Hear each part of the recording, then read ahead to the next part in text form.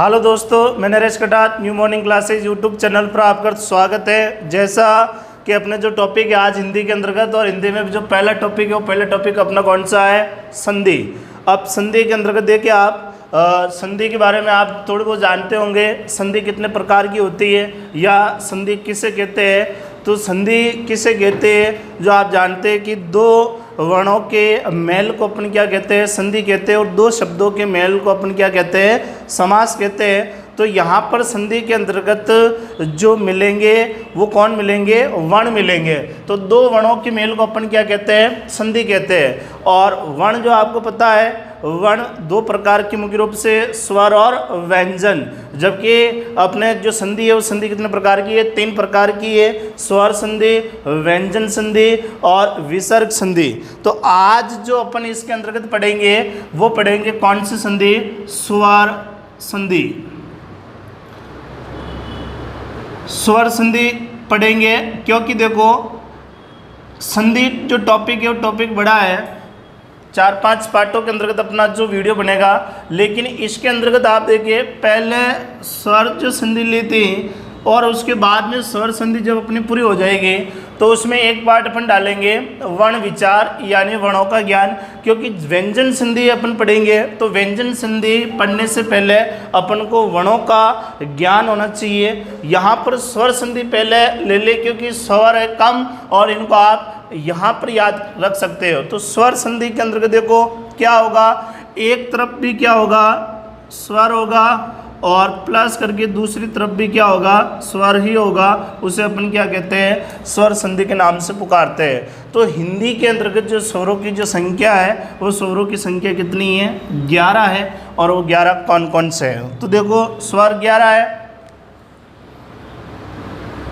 ए, आ, ई, उ, ऊ, री, ए, ओ और ओ। ये जो स्वर है वो स्वर कितने हैं? 11 है। अब 11 स्वरों को आपको ध्यान रखना, इनका जो स्वरों के मेल से जो व्यंजन बनते हैं तो इनका जो व्यंजनों के अंतर्गत प्रयोग होता है वो कैसे होता है ये ज्ञान भी आपको होना चाहिए। जब तक ये ज्ञान नहीं होता है तो स्वर संधि अपनी कंप्लीट नहीं हो पाती इनके अंतर्गत है।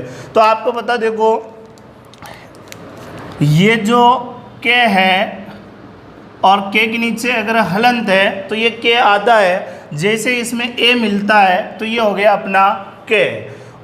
आ मिलाओगे तो क्या हो जाएगा? का हो जाएगा। छोटी मिलाओगे तो क्या हो जाएगा? की। ये तो आपको है ही है। उसके बाद में देखो के और इसके अंतर्गत देखते हैं अपन, तो ये जो इनकी दोनों की आपको मात्रा भी ध्यान रखनी है कि कौन सी मात्रा किधर की तरफ आपको आती है इसके अंतर्गत है। तो ये देखो ये तो हो जाएगा बड़ा को, आपको इस तरीके से इनके अंतर्गत ध्यान रखना है। उसके बाद में री के नीचे रे के लगता है। ये जो मात्रा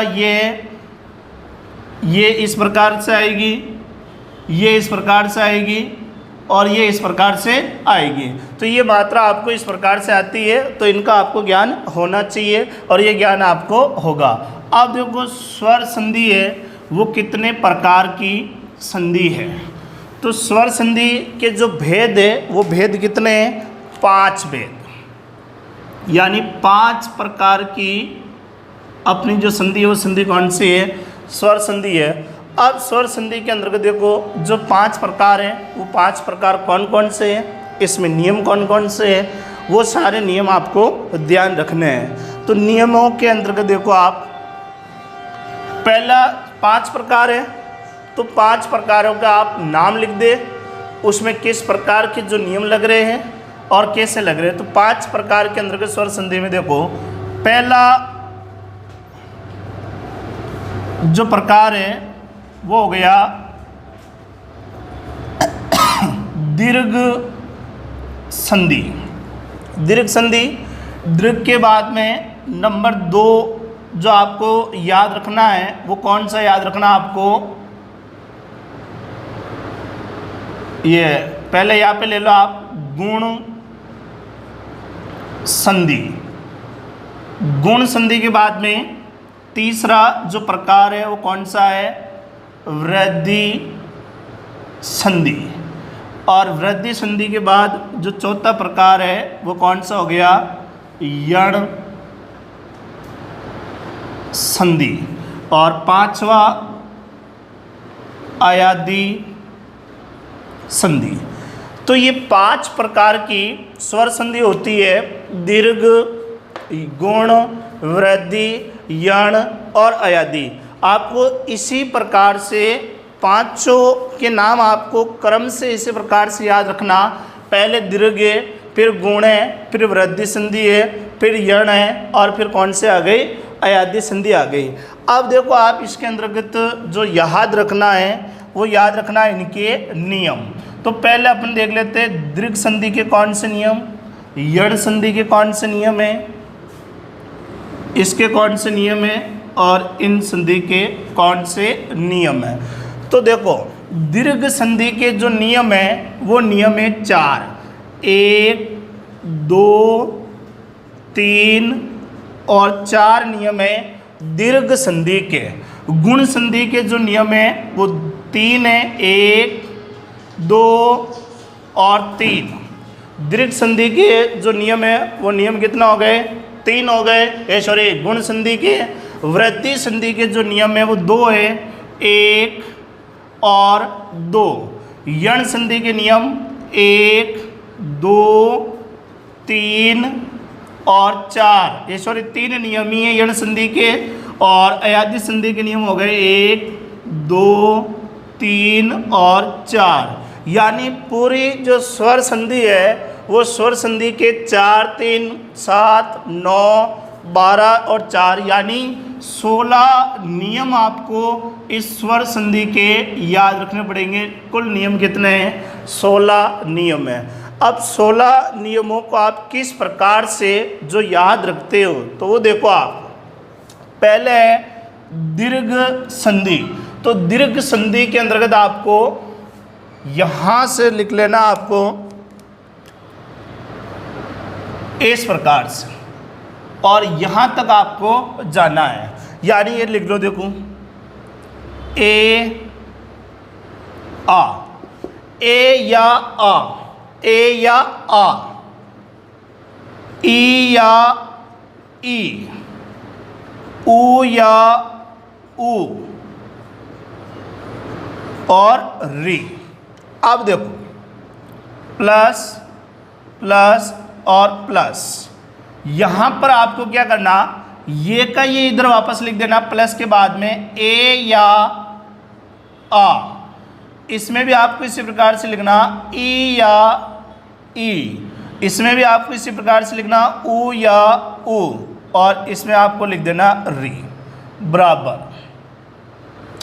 यहां पे आप देखो जो नियम आपको याद रखना है कि ए या ए के बाद ए या ए आए तो क्या हो जाता है? आ हो जाता है। यानी कौन सी संधि हो जाएगी?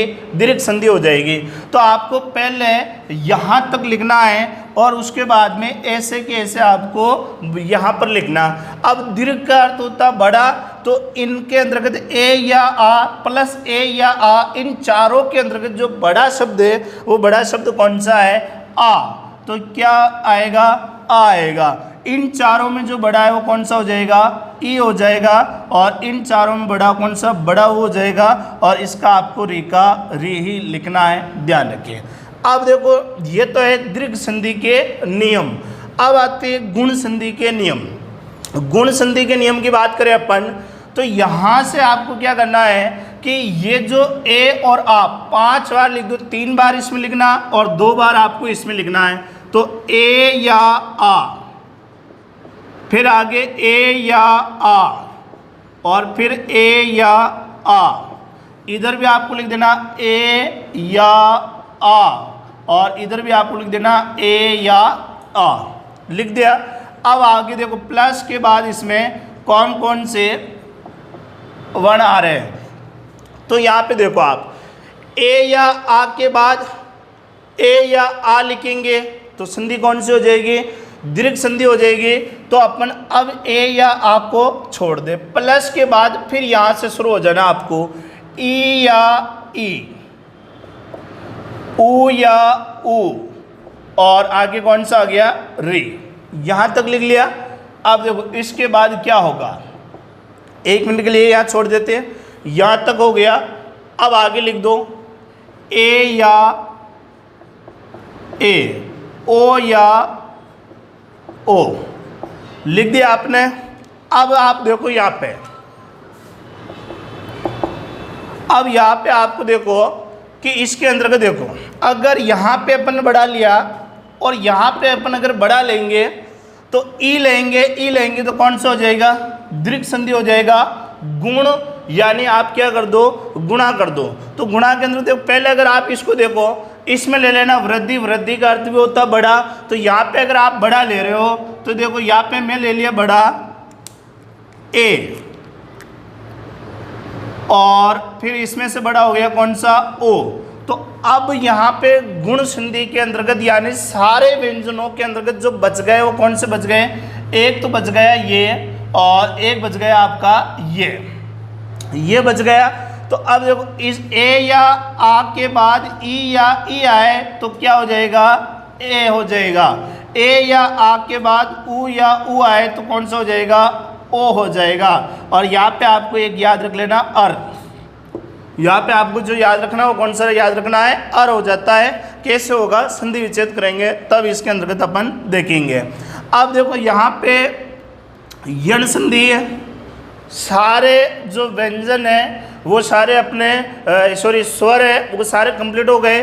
तो अब यण संधि के अंतर्गत आपको जैसे नियम लगाना हो कैसे लगाना है इसके अंतर्गत है। तो अब ए या आ अपन ने 5 बार इसमें ले लिया, 1 बार इसमें ले लिया, तो अब इनको छोड़ दो। अब यण से वापस यहाँ से शुरू हो जाओ। तो यहाँ पे देखो पहला ले लिया ई या ई, ऊ या ऊ, और फिर ले लिया अपने री, प्लस प्लस प्लस, यहाँ तक लिया। फिर बच गए ये 4, अयादी में ये 4 ले लो आप, ए ओ और ओ। इसके बाद प्लस प्लस प्लस और प्लस। अब इसमें आपको क्या करना, देखो प्लस के बाद कौन से स्वर आएंगे। तो यहाँ पे देखो आपको क्या करना है, एक लाइन याद रखनी है, ई या ई के बाद ए समान स्वर आए, ए समान स्वर आए। कहने का मतलब ये है कि देखो कोई भी ई या ई के बाद इनको छोड़कर, यानी ये जो 2 है इनको छोड़कर पीछे बच गए अपने 9, इन 9 में से कोई भी स्वर आएगा तो क्या हो जाएगा, यानी ए समान स्वर आए। सभी में यहाँ पर भी ए समान स्वर आएगा, यहाँ पर भी ए समान आएगा और यहाँ पर भी ए समान आएगा। ऊ या ऊ को छोड़कर ए समान, ई या ई को छोड़कर ए समान और री को छोड़कर ए समान स्वर आए तो क्या किसमें परिवर्तन होता है। तो यहाँ पे आपको ये लिखना, ये पहले ये, फिर आपको वे और फिर रे, ये वे रे, ये वे रे के अंतर्गत परिवर्तन हो जाता है, ध्यान रखिए।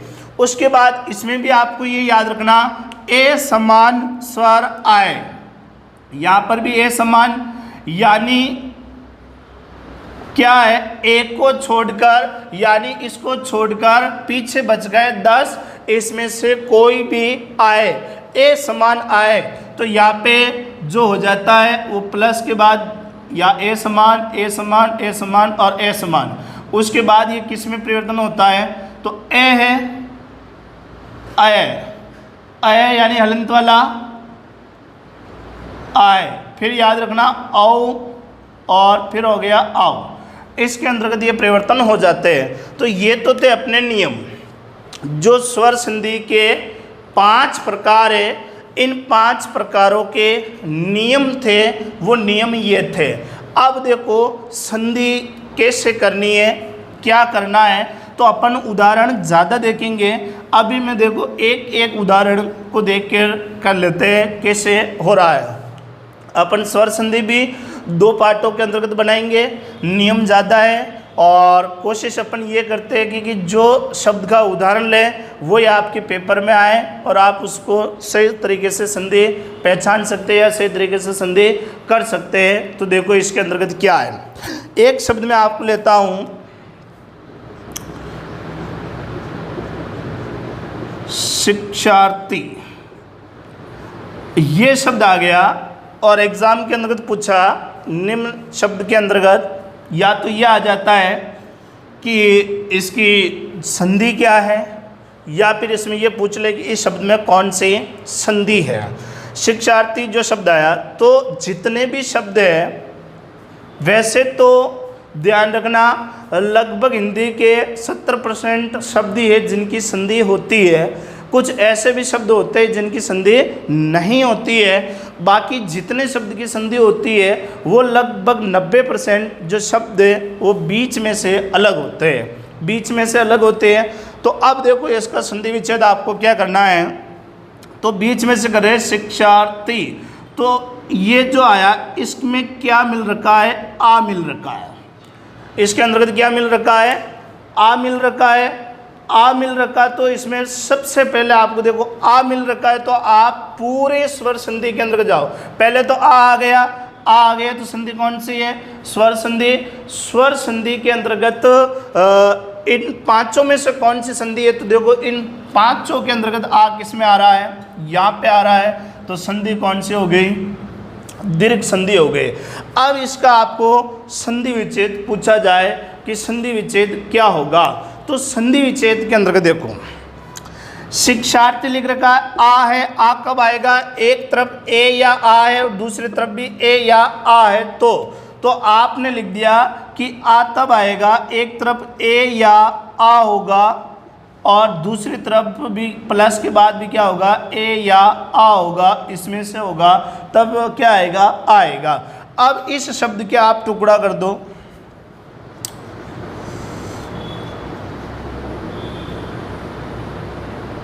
आ निकाल दिया इसमें से, तो शिक्ष लिख दिया, नीचे हलंत है, आ इसमें से अपन ने निकाल लिया, उसके बाद में ये हो गया और आगे क्या लिख दिया, थी लिख दिया, अपन ने टुकड़ा कर दिया।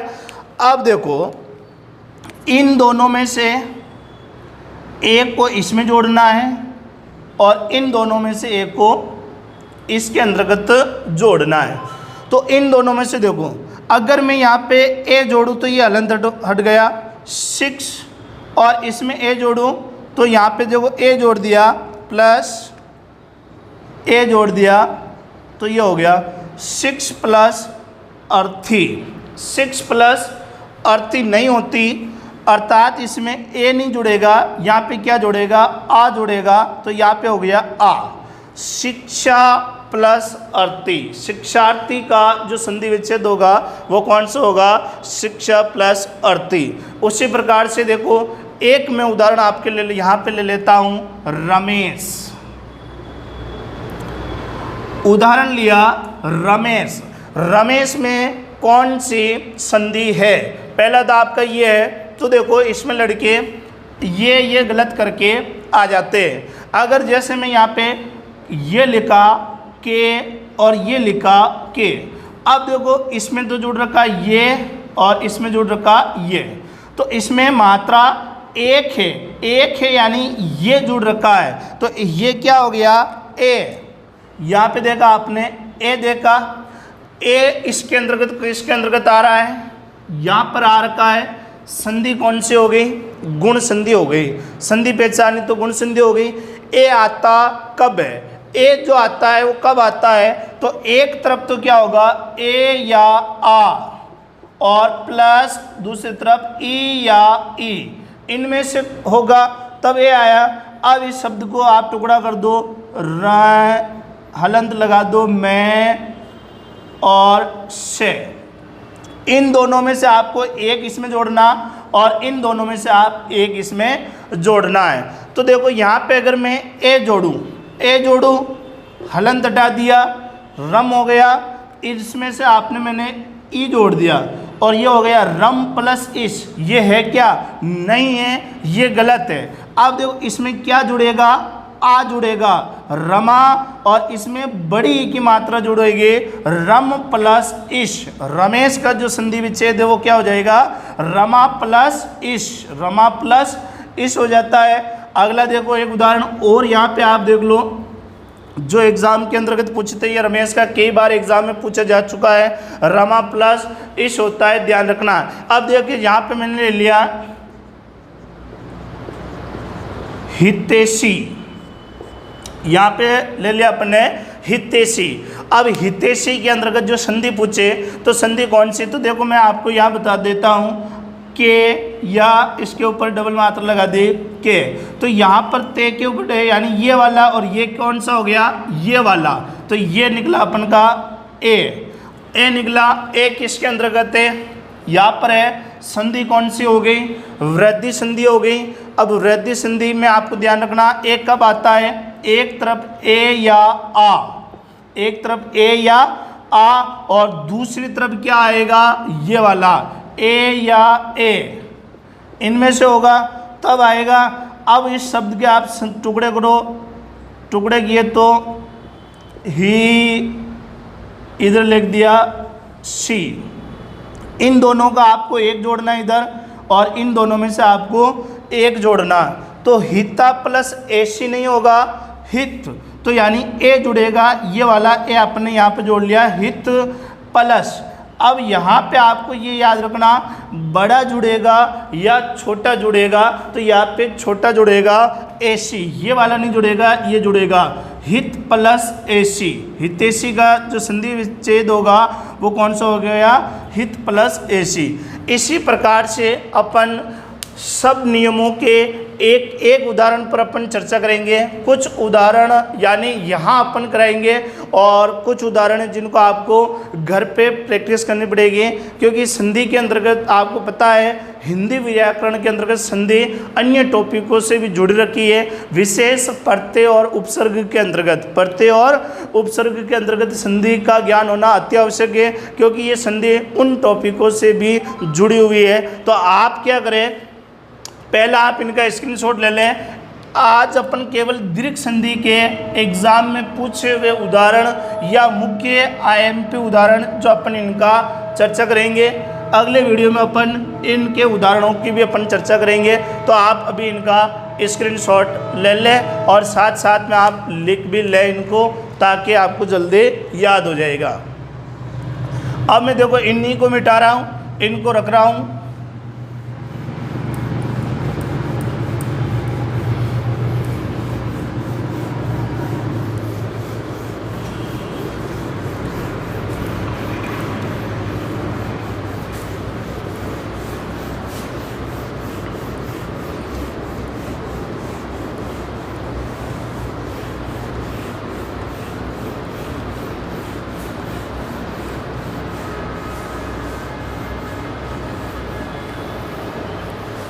अब देखिए यहाँ पे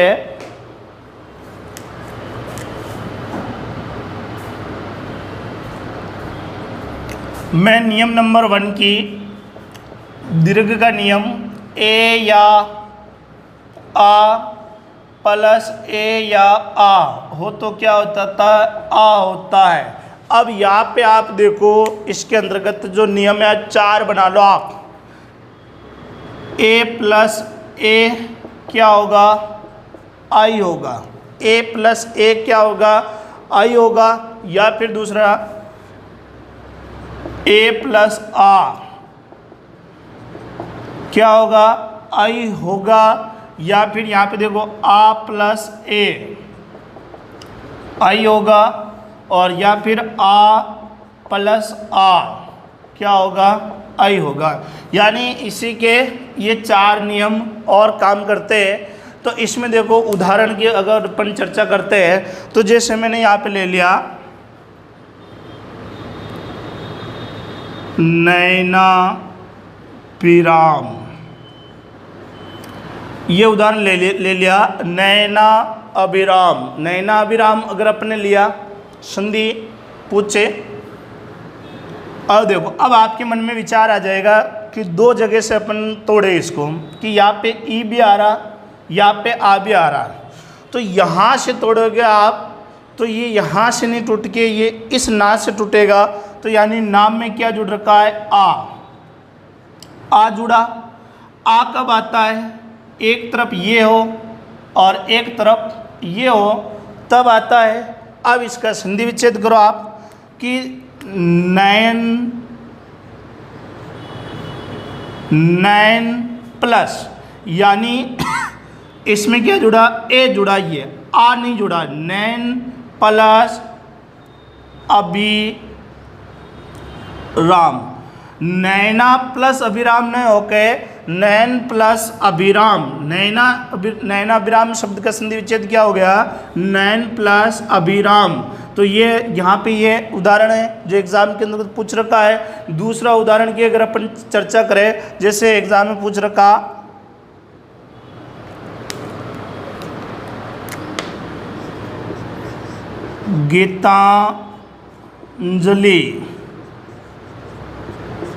गीतांजलि जो शब्द आया, गीतांजलि शब्द में कौन सी संधि होगी या गीतांजलि शब्द का क्या संधि विच्छेद होगा। तो यहाँ पे ता यानी क्या जुड़ रखा है, आ कब आता है, एक तरफ इनमें से और एक तरफ इनमें से, तो इनको आप संधि विच्छेद करो।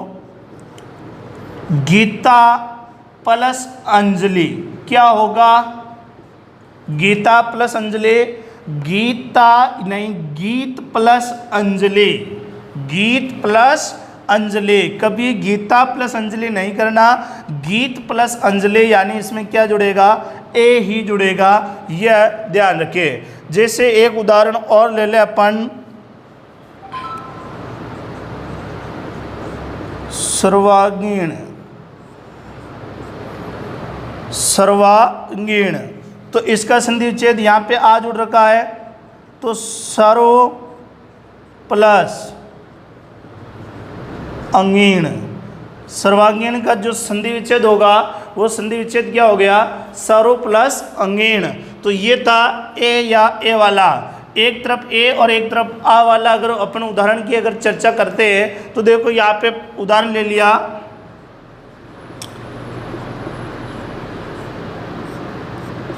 शिवालय, एक उदाहरण ले लिया अपन, कौन सा, शिवालय। एक उदाहरण और ले लो, हिमालय।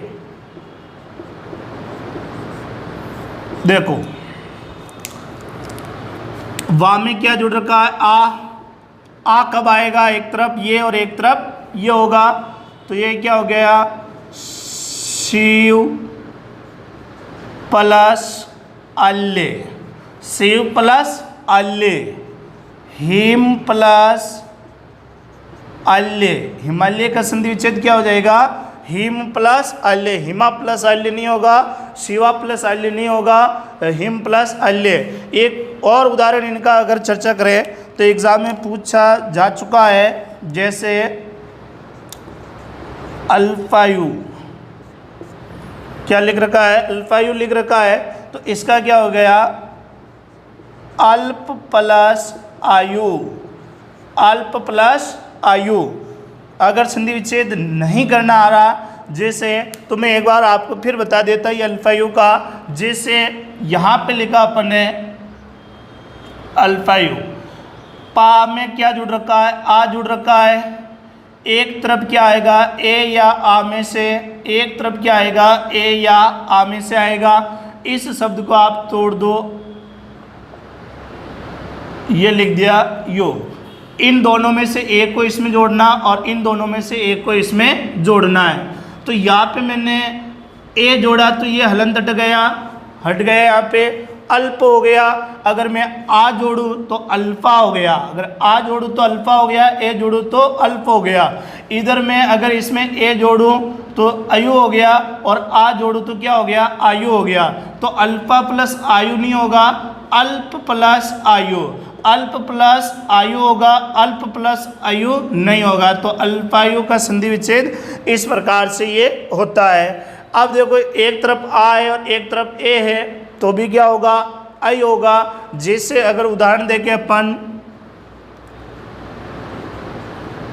विद्यालय, अगर विद्यालय शब्द का अपन को संधि विच्छेद करना है, जो प्रसिद्ध उदाहरण है विद्यालय, या फिर यहाँ पे ले लिया अपन ने, जैसे एग्जाम में बहुत ज़्यादा बार पूछ रखा है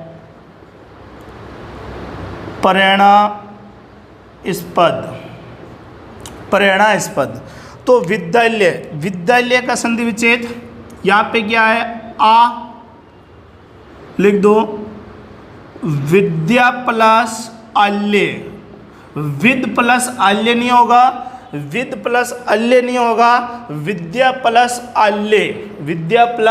अल्य प्रेरणास्पद। ये एग्जाम में ज़्यादा बार पूछ रखा है। देखे इसका संधि विच्छेद यहाँ नाम में क्या जुड़ रखा है, आ, तो ये हो जाएगा प्रेरणा प्लस आस्पद, अस्पद नहीं होगा, आस्पद होगा, प्रेरणा प्लस आस्पद, प्रेरणास्पद का संधि विच्छेद हो जाता है।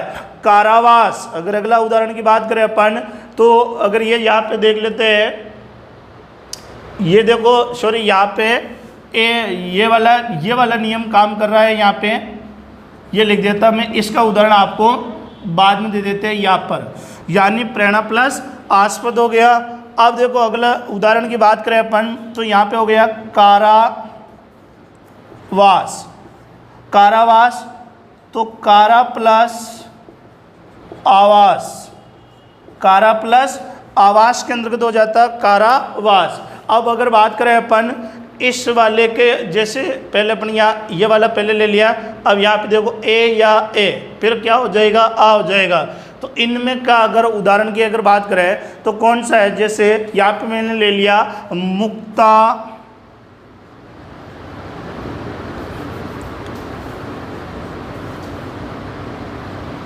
मुक्तावली शब्द ले लिया, मुक्तावली, आ जुड़ गया, एक तरफ क्या होना चाहिए, ए या आ में से, दूसरी तरफ भी ए या आ में से होना चाहिए, तो इसका हो जाएगा मुक्त प्लस, यानी मुक्त प्लस नहीं होगा, मुक्ता प्लस अवली, मुक्त प्लस अवली नहीं होगा, मुक्ता प्लस अवली, यानी इसके अंतर्गत क्या जुड़ा, आ जुड़ा, और उधर कौन सा, ए, तो मुक्ता प्लस अवली के अंतर्गत आ जाता है। जैसे एक उदाहरण अगर अपन और ले यहाँ पे, तो रचनावली,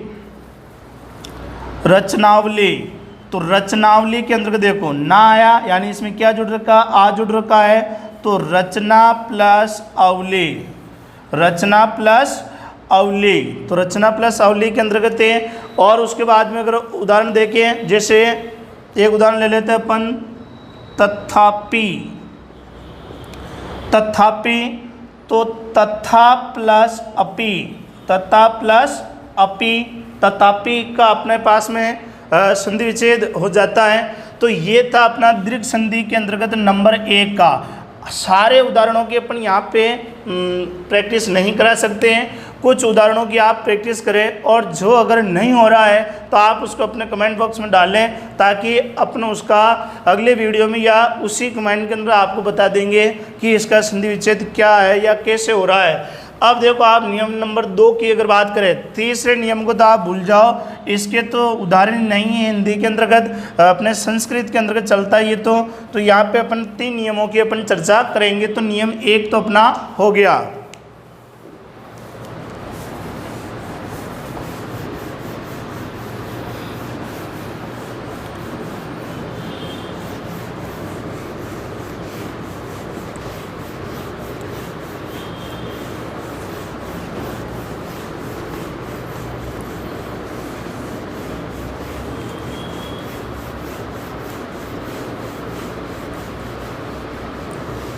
अब देखो यहाँ पे आपके नियम नंबर 2,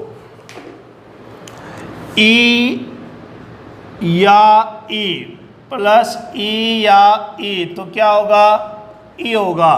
अब इसका अपन को देखो उदाहरण, अगर मैं एक तरफ ई प्लस ई, क्या होगा, ई होगा।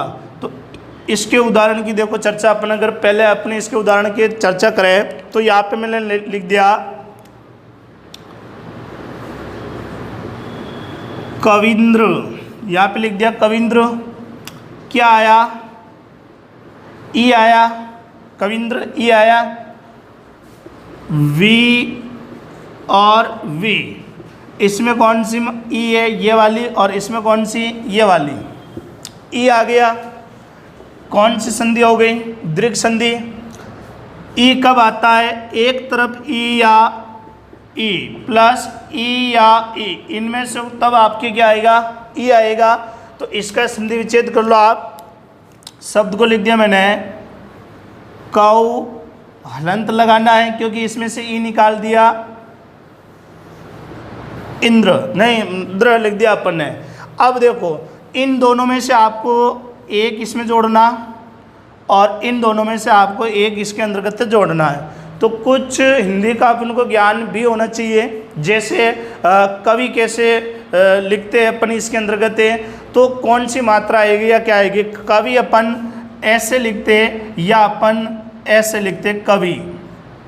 कवि की बात करते हैं तो कवि कैसे लिखते हैं, ऐसे लिखते हैं या ऐसे लिखते हैं, तो अपन ऐसे लिखते हैं। तो इस कवि के अंतर्गत अपनी छोटी की मात्रा जुड़ेगी, यानी कवि प्लस छोटा ई लगेगा, इंद्र, कवि प्लस इंद्र, कविंद्र का संधि विच्छेद हो जाता है, ध्यान रखिए। उसी प्रकार से जैसे एग्जाम में पूछा ही जाता रहता है अधीन।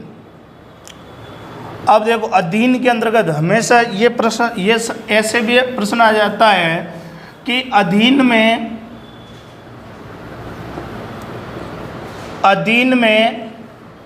कौन सा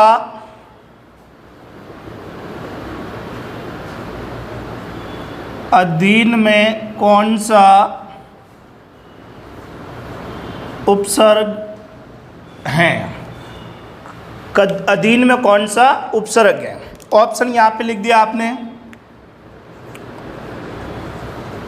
अध, अधि,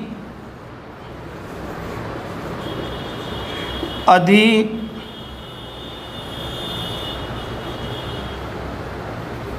लिख दिया, इनमें से कोई नहीं। ये आपके अगर आगे इनमें से कोई नहीं, तो यहाँ आप देखो कि अधीन के अंतर्गत जो आप ये उपसर्ग है वो उपसर्ग कौन सा हो गया।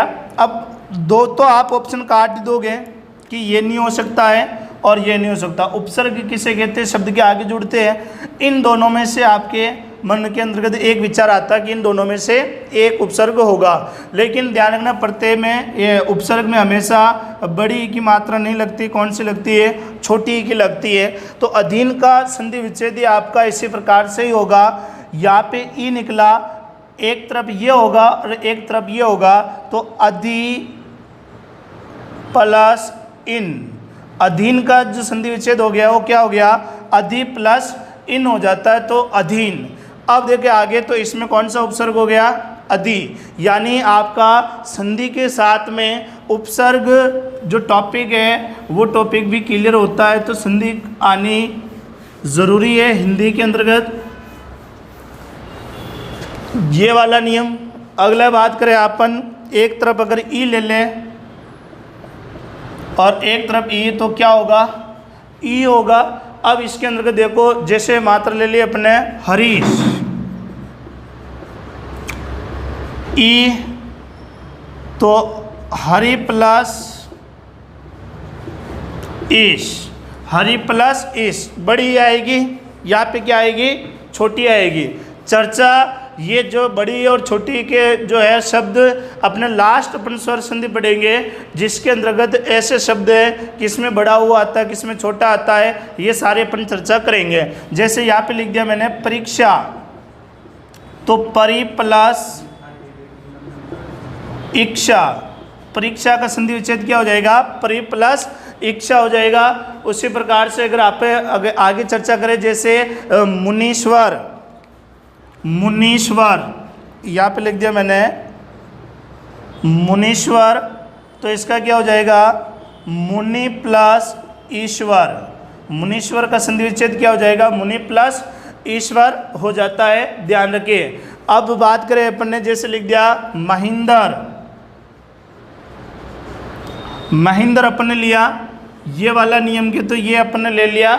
महेंद्र के अपन अगर देखें तो एक तरफ बड़ी और एक तरफ कौन सी है, छोटी, सॉरी बड़ी और छोटी।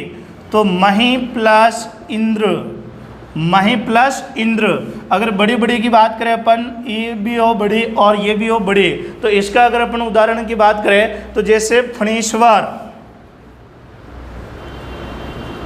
फणीश्वर, तो फणी प्लस ईश्वर, फणी प्लस ईश्वर, ईश्वर में बड़ा ई लगता है तो फणी प्लस ईश्वर है। तो इस प्रकार से अपने ये दीर्घ वाले के ई वाला नियम काम करता है। अब देखो ऊ या ऊ वाला जो नियम काम करता है वो कैसे करता है, यहाँ पे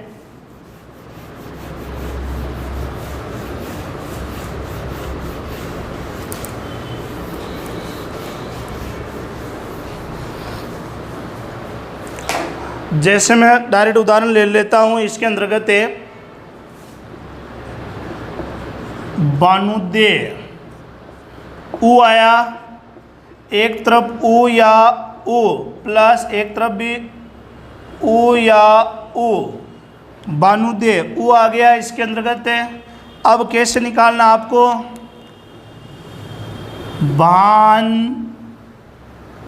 दे लिखा आपने, इन दोनों में से एक इसमें जोड़ना और इन दोनों में से एक को आपको किसमें जोड़ना है, इसमें से जोड़ना। तो भानु प्लस उदय, भानुदय का शब्द का संधि विच्छेद क्या हो जाएगा, भानु प्लस उदय हो जाता है, ध्यान रखना।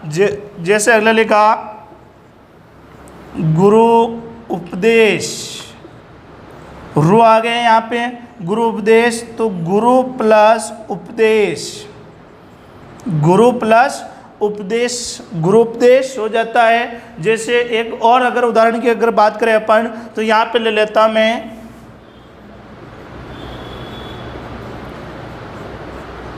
सिंधुर्मी, तो ये हो जाएगा सिंधु प्लस उर्मी, सिंधु प्लस उर्मी। उर्मी ऐसे नहीं लिखा जाता है, उर्मी में बड़ा ऊ लगता है, सिंधुर्मी में सिंधु प्लस उर्मी के नाम से पुकारा जाता है। अगला देखो, एक उदाहरण मैंने यहाँ पे ले लिया सरयुमी, तो ये हो जाएगा सरयू प्लस उर्मी, दोनों में बड़ा ऊ की मात्रा सरयू प्लस उर्मी के नाम से ये उर्मी, इसका संधि विच्छेद हो जाता है। तो ये थी आज अपने दीर्घ संधि। उसके बाद अपन पढ़ेंगे वो एक एक संधि का अपन 5 से 7 उदाहरण लेंगे और 8-10 उदाहरण की आप प्रैक्टिस करें तो संधि आपकी क्लियर हो जाएगी। तो कैसा लगा अपना वीडियो, अपने दोस्तों को आगे से आगे इनको शेयर करें।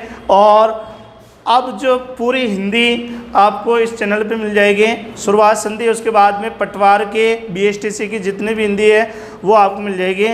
धन्यवाद।